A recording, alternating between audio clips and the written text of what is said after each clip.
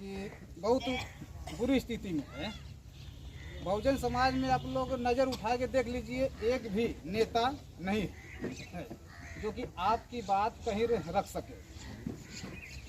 नज़र उठा के देख लीजिए, पूरे प्रदेश में एक भी आपका नेता ऐसा नहीं है, ओनली चंद्रशेखर भाई जी को छोड़ कर है। तो भैया यदि हमारे लिए लड़ रहे हैं तो हम लोग का दायित्व बनता है कि उनके साथ मिल करके हम लोग उनकी आवाज़ को बुलंद करें।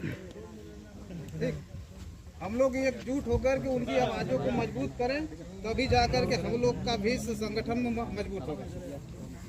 बट रहेगी बात कि हम लोग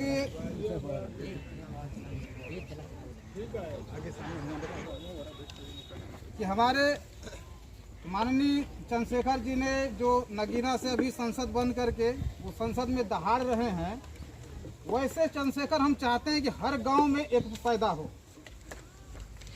हम वैसे चंद्रशेखर चाहते हैं कि हर एक गांव में पैदा हो। और मैं आप ही के बीच का हूं, मैं बहुत दूर का नहीं हूं, मैं आपके गांव के बगल के शिवगढ़ मेरा गांव है। बट हमने पहले ऐसे पार्टी में रहते थे। मैं थोड़ा से अपनी आप लोगों को बात बता रहा हूं कि मैं भीम आर्मी आजाद समाज पार्टी में क्यों आया। मैं ऐसे पार्टी में रहता था कि हमको इतना वहाँ सम्मान मिलता था, इतना सब कुछ मिलता था कि अगर हमको एक बार कहीं जाना पड़ता था, तो यहाँ मेरे कई शिष्य भी बैठे हैं, मुझे कहीं जाना पड़ता तो एक बार मैं बोल देता था तो मुझे फ्लाइट का टिकट आता था जाने के लिए।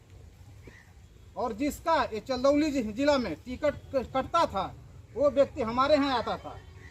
एक बार मैं लखनऊ फोन करता था, उसको टिकट मिल जाता था। ठीक है, अभी नवीन जी यहाँ उपस्थित हैं, हमारे शिष्य सिद्धार्थ सर, बहुत से ऐसे। लेकिन मैं वैसे पार्टियों को, ऐसे मजबूत पार्टी को छोड़ करके मैं भीम आर्मी आजाद समाज पार्टी में क्यों आया। और मैं इस पार्टी में आया बहुत कुछ अपना खो करके, बहुत कुछ खोकर आया हूँ। मैं इस पार्टी में इसलिए आया कि मैंने मेरे यहाँ दादाजी अब थोड़ा सा चुप रही। और भीम आर्मी आजाद समाज पार्टी में क्यों आया, मेरे यहाँ बहुत से भीड़ लगती थी। मैं डेली अपने कमाने खाने भर पैसा कमा लेता था, मिलता था, लेकिन बट उसको मैंने छोड़ा। मैं भीम आर्मी आजाद समाज पार्टी में इसलिए आया कि मैंने देखा हमारे बहुजन समाज में, बहुजन समाज का मतलब हम ही नहीं है ओनली, बहुजन समाज में बहुत से जातियाँ आती है। बहुजन समाज में बहुत से जातियाँ आती है जो अपने आप को समझता है कि हम उच्च में हैं। वैसी बात है, सभी लोग बहुजन समाज में आते हैं, बहुत से जातियाँ बहुजन समाज में आती है। और इस बहुजन समाज में मैंने देखा कि उसके ऊपर उत्पीड़न, बलात्कार, मारपीट, जो भी अत्याचार होता था उसका आवाज़ उठाने वाला कोई नहीं था। इस पूरे भारत में कोई नहीं था। मैंने देखा एक व्यक्ति ने पूरे दलित समाज का ठेका लेकर के चल रहा है, वो आदरणीय हमारे चंद्रशेखर जी थे। वो आदरणीय हमारे चंद्रशेखर जी थे जो कि सबका, पूरे बहुजन का, पूरे बहुजन समाज का दुख लेकर के चलते थे और अपने ऊपर झेलते थे। तो हमने देखा कि हम लोग का भी दायित्व है कि भाई के कंधे से कंधे मिला करके हम उनके कंधे को मजबूत करें। इसलिए हमने आजाद समाज पार्टी और भीम आर्मी के साथ मैंने जुड़ा। मेरे पास कोई पद नहीं है और मैं सोच सब कुछ, वैसे थोड़ा से आप भी कुर्बानी अपना करें।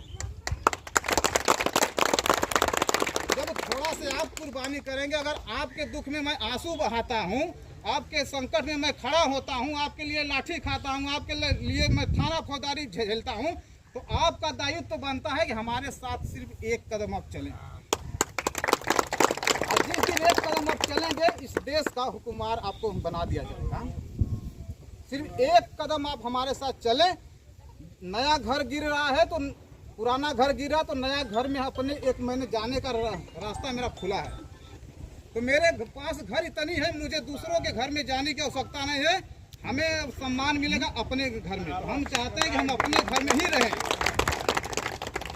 हम किसी दूसरे के घर में जाने का हम उचित नहीं समझते हैं।